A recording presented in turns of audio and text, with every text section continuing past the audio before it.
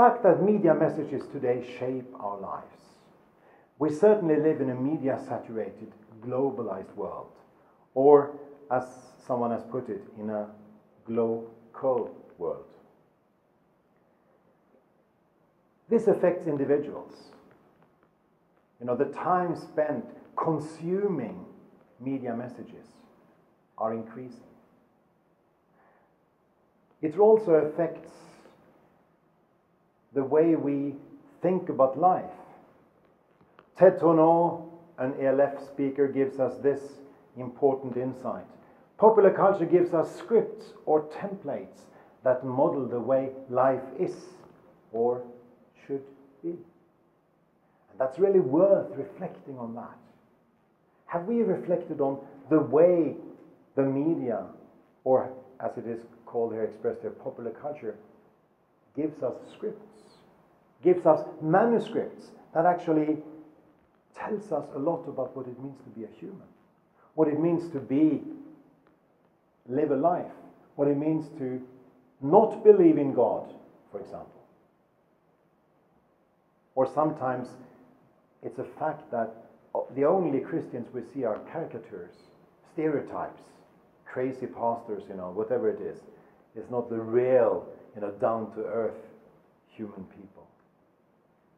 It definitely affects families. The media-saturated world it's an area where families grow up.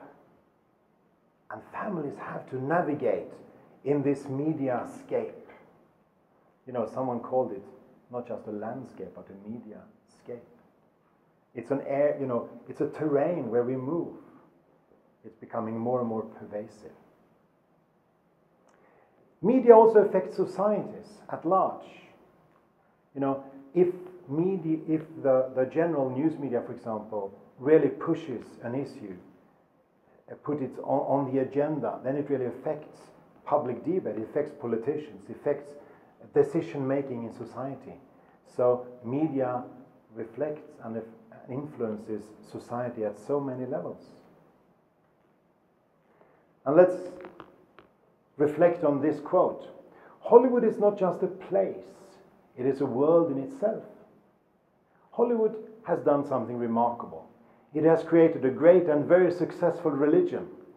Through its successful missionaries, the films produced in Hollywood, it has spread around the globe, gaining adherents from faster than any other religion in the world. If it has not attained the stature of a full-fledged religion, at least it's a very strong cult. That's a fascinating take on it, that making movies is actually almost like a religious activity.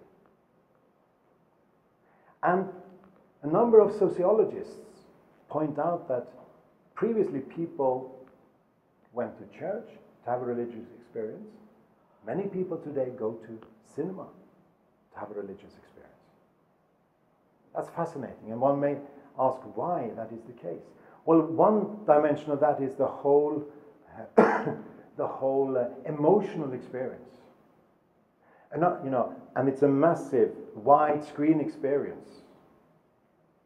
And it's a community experience as well.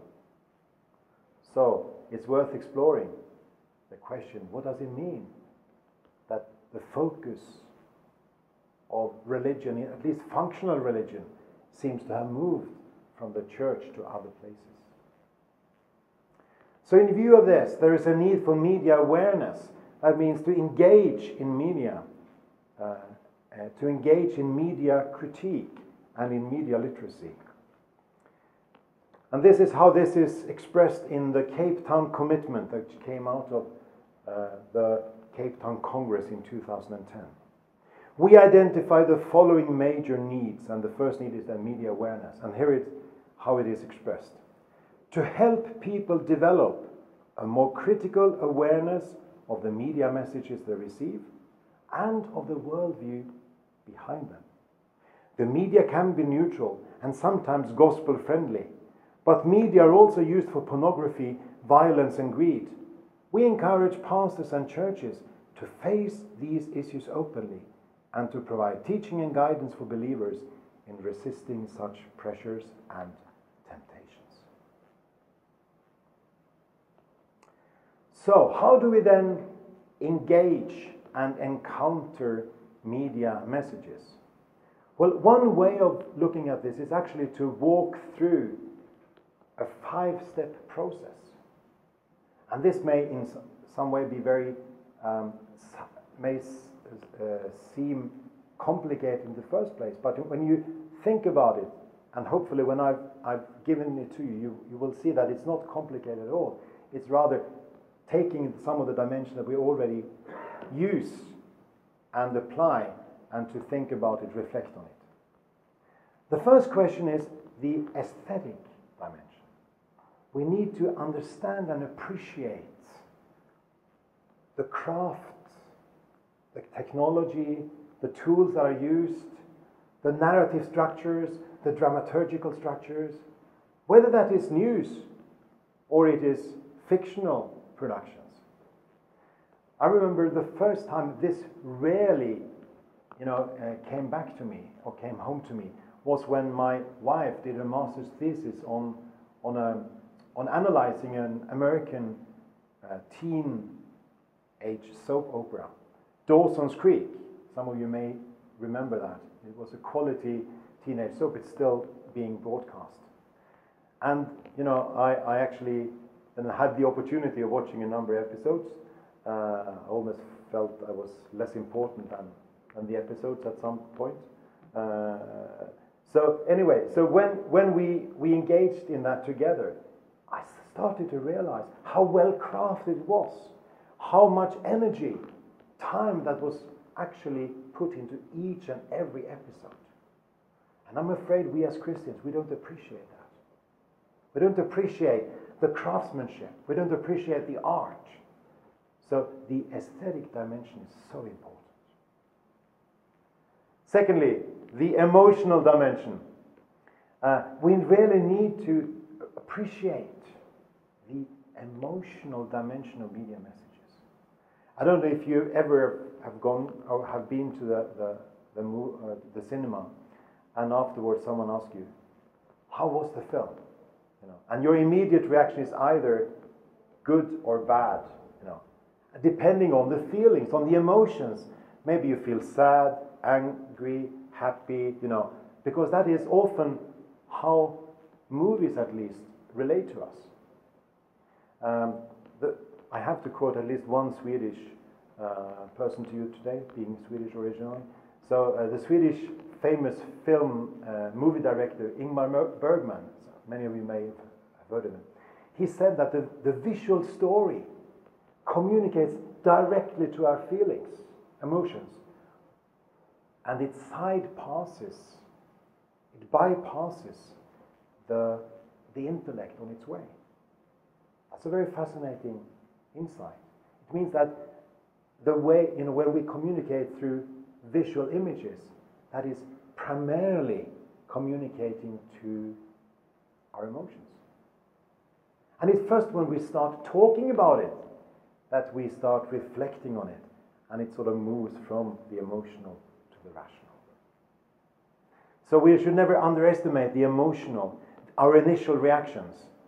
And often, engaging in that is highly, highly rewarding, sharing the emotions and why we reacted as we did. Maybe we react to a certain scene or a certain plot or a certain character, whatever it is in the movie, because it connects with something in our own lives. And then as Christians, we need to respond with wisdom and grace and insight, to relate, to build bridges to people. The emotional should not be underemphasized. Thirdly, it's the story, the message that is there. In most media messages, there are at least traces of worldviews. They may not be consistent, they may not be all in a coherent whole, but still there are traces. Something about what it means to be a human. Something about what is reality. Something about where should we put our trust? And I think it's our task then, if we engage in media on this, more deeper level, actually to say, well, here are some patterns which we call worldviews. We have, for example, atheism or naturalism here. We have pantheism here. And we have theism here. What do we encounter in this movie? Or in this soap opera? Or in this news report even? Or in this documentary? Does it fit any of these patterns? Is there a consistency there? At least traces there. And we need to help people to engage in this in a very meaningful way. Again, Ted to know. Popular culture is at its core religious. Being entertained by popular culture is, in a sense, participating in something religious. But such participation in popular culture must always be done critically and reflectively. Here is where the real battle begins. For popular culture's ease of access and enjoyment work against critical reflection. It's really, another take on Ingmar Bergman's insight. This doesn't mean that popular culture is less valuable, but it's just we need to understand its limits and to respond correspondingly. And then in order to understand, the worldview elements, we need to identify the worldview elements. What are they? We need to evaluate them, and we need to respond to them. So the aesthetic, the emotional, the intellectual. And then fourthly, the moral or the ethical. What are the ethical ideals embodied in this media message? What are the visions for human life? What is the vision for human life? What is the view of the true, the good, and the beautiful? Or what is the view of falsehood, of evil, and of ugliness? It's always, I think, important to try to get sort of insight in the try to step into the shoes of those who have actually produced a film or movie, or who are behind a documentary, and ask, what were their intentions?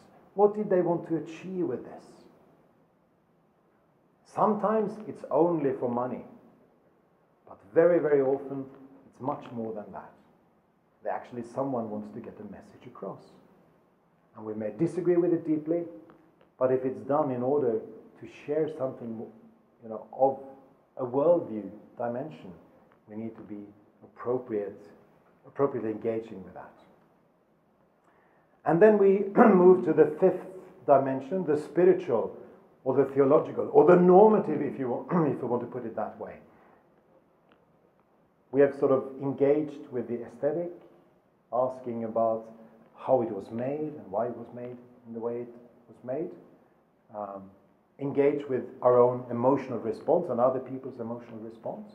Asked about the worldview dimensions, the traces of worldview in the message. Asked about the vision of humanity, the vision of a human life that is embodied in it. And then, fifthly, what are the spiritual, theological implications of this? If we have the message, the worldview message of the media message that we're talking about, the media case example, and then put it alongside a biblical worldview, what are the implications? And our thoughts may be related to, for example, or we may think about Bible passages such as Philippians 4, everything that is true, that is worthy, and so on. Let's affirm that. Or Romans 12, that we are asked to be discerning about what we engage with.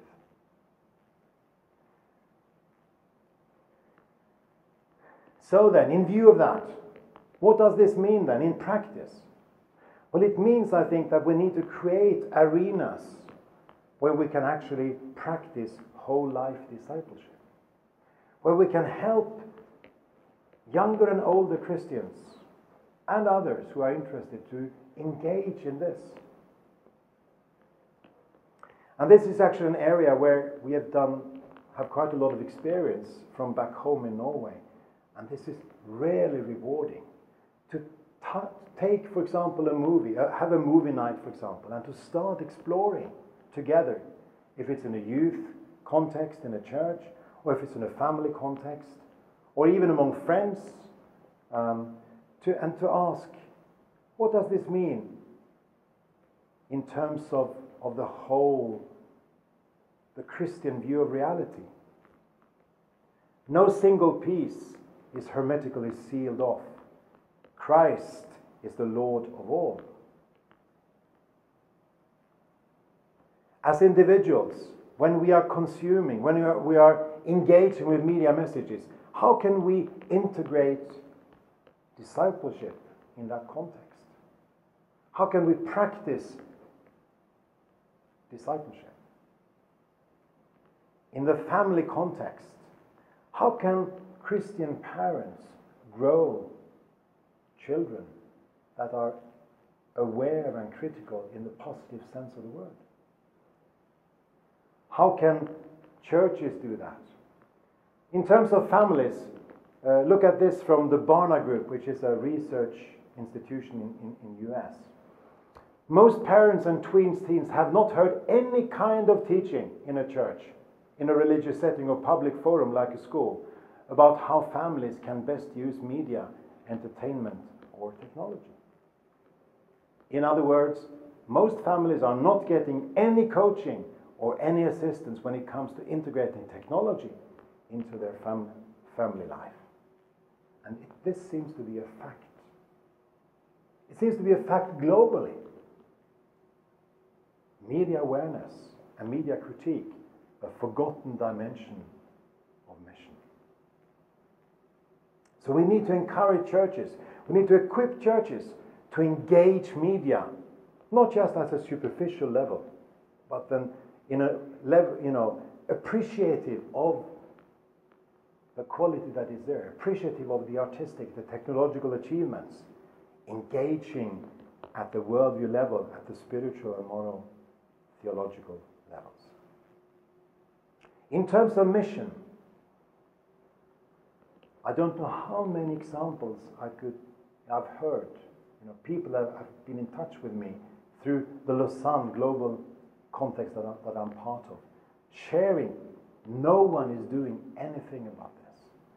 Media messages are overwhelming us, let's say. Media, where technology goes, media goes. Where media goes, media messages comes. And where they come, a plurality of perspectives come. And often, people are not being prepared. We need to be involved in missional engagement with media. We need to understand the context, which really means media awareness.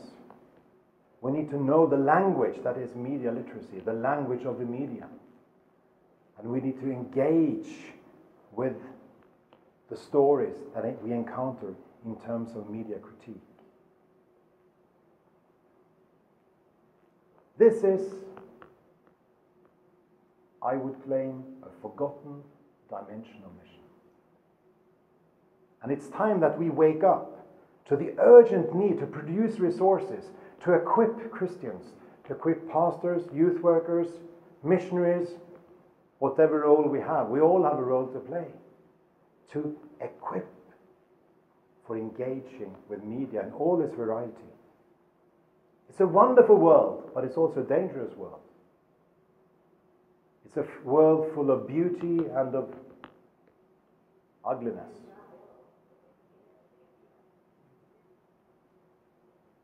It's a world full of truth and error. Have you discovered this global mission field? Have you reflected on what you can do in terms of making a difference for young people, for the emerging generation, in order to equip them for mission in a media-saturated